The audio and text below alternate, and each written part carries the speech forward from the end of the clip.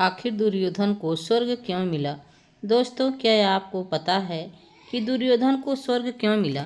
महाभारत का युद्ध समाप्त होने के बाद कौरव मारे गए और पांडव हिमालय की ओर चले गए। सभी भाई एक एक करके गिरते गए। केवल युधिष्ठिर और उनका कुत्ता बचे रहे, जो जीवित ही स्वर्ग पहुँचे। वहाँ उन्होंने स्वर्ग और दोनों का दर्शन किया।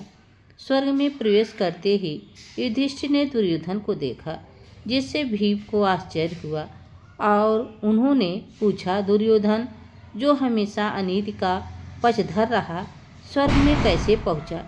क्या ईश्वर के न्याय में कोई भूल हुई है? युधिष्ठिर ने बताया कि दुर्योधन का अपने उद्देश्य के प्रति दृढ़ संकल्प होना उसका एकमात्र सद्गुण था। इसी गुण के कारण इसे स्वर्ग में स्थान मिला। यह सुनकर भीम की जिज्ञासा शांत हो गई और कुछ समय के लिए दुर्योधन और पांडवों ने साथ समय बिताया।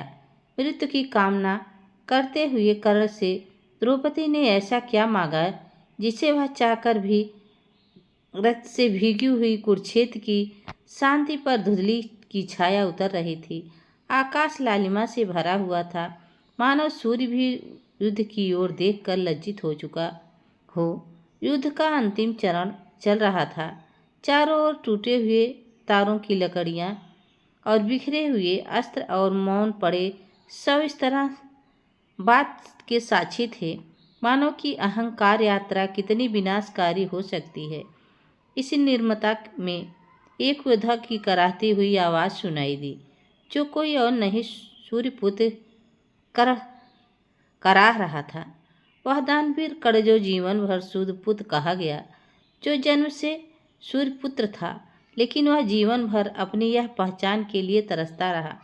कर्ण का शरीर बाणों से छलनी था, चेहरा अभी भी तेजस्वी, जीवन धीरे धीरे उसका साथ छोड़ रहा था, पर आत्मा की भी दृढ़ थी। तभी वहाँ कुछ आहट हुई और धीमे धीमे कदमों से उसके समीप आता दिखाई दिया।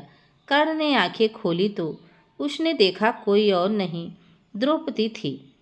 उसके सम्मान पर कर्ण कभी कटु वचन कहे थे, वही द्रौपदी जो आज उसकी ओर देख रही थी, पर ना जाने आज उसके चेहरे पर ना कोई क्रोध था और ना ही घृणा, बस एक संयम मिश्रण। मानव समान मिलन को समय ने भी ठहर कर देखा हो।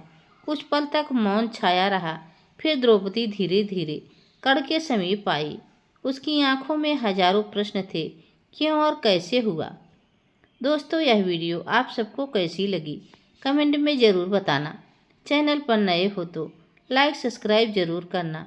तब तक के लिए राधे राधे, जय श्री कृष्ण, धन्यवाद।